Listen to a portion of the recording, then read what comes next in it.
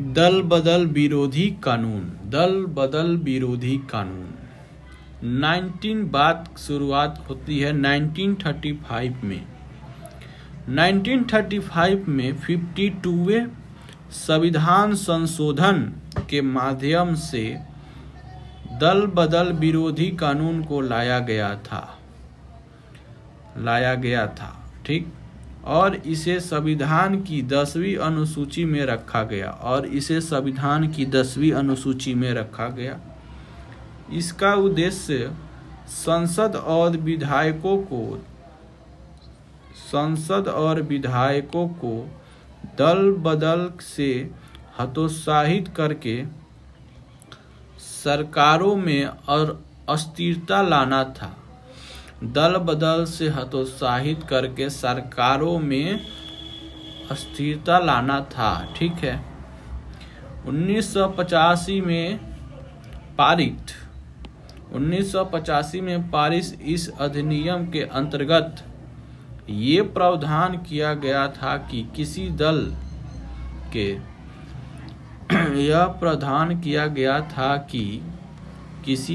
के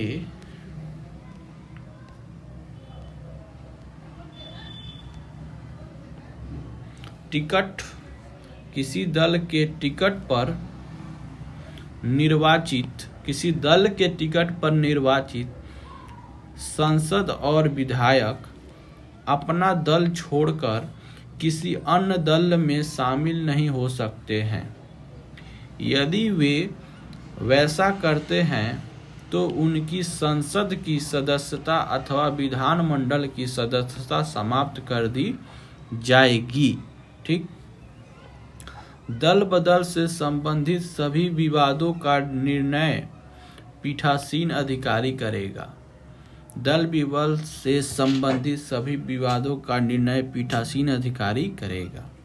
और इसे कहीं चुनौती नहीं दी जा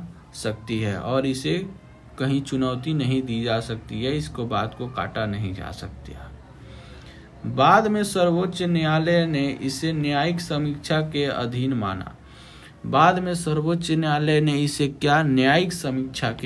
माना। न्यायिक समीक्षा होगी इसको। यह कानून किसी निर्दलीय संसद अथवा विधायक को भी किसी दल में शामिल होने से रोकता है।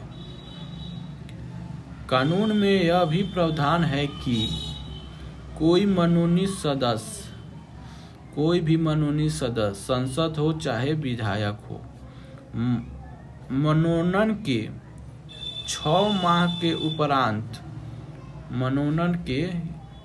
माह के उपरांत क्या होगा, किसी दल में शामिल नहीं हो सकता। विधायक चाहे संसद 6 माह के उपरांत के 6 माह के बाद किसी भी दल में शामिल नहीं हो सकता, ठीक है। 1985 के अधिनियम में यह व्यवस्था की गई थी कि यदि किसी राजनीतिक दल के निर्वाचन संसद और विधायकों में से कम 1/3 सदस्य किसी अन्य दल में शामिल होते हैं तो उसे दल बदल कानून के उन्मुक्ति प्राप्त होगी और यह एक विलय माना जाएगा, ठीक।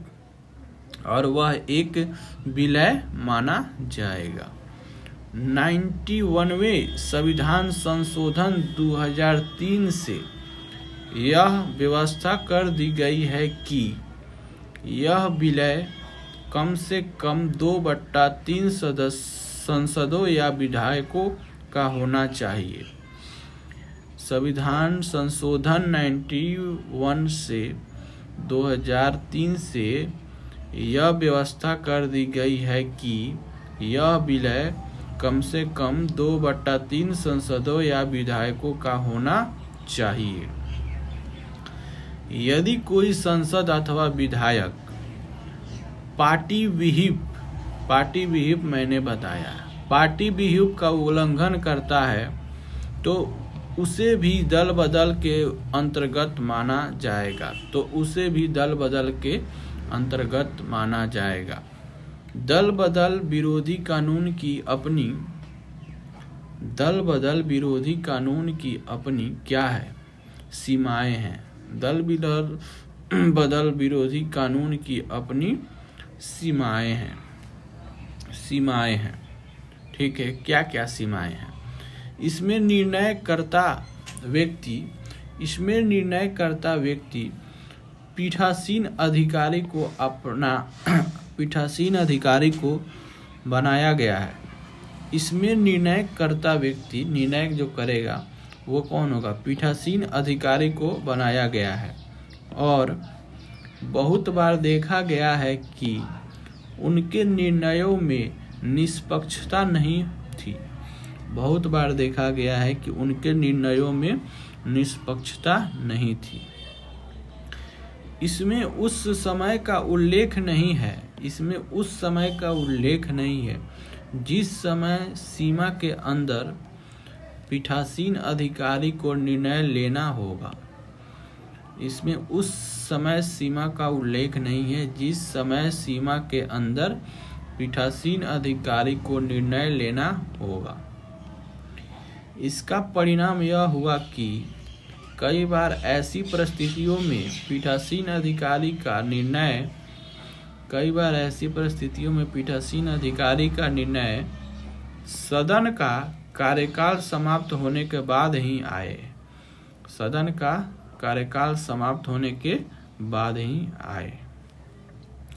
यह सुझाव दिया जाता है कि दल बदल से संबंधित विवादों का निर्णय राष्ट्रपति और राज्यपालों को करना चाहिए। सुझाव दिया जाता है राष्ट्रपति और राज्यपालों को करना चाहिए, जो चुनाव आयोग की सलाह से निर्णय ले। सर्वोच्च न्यायालय ने यह सुझाव दिया है कि इसके लिए एक स्वतंत्र न्यायाधिकरण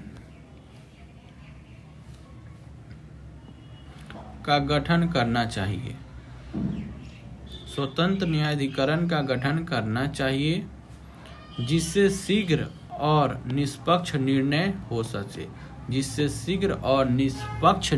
हो सके। एक स्वतंत्र न्यायाधिकरण का गठन करना चाहिए जिससे क्या हो सके? शीघ्र और निष्पक्ष निर्णय हो सके। ठीक, thank you for watching the video. और नेक्स्ट टॉपिक है वो है संसदों की दोहरी सदस्यता कैसे होती है।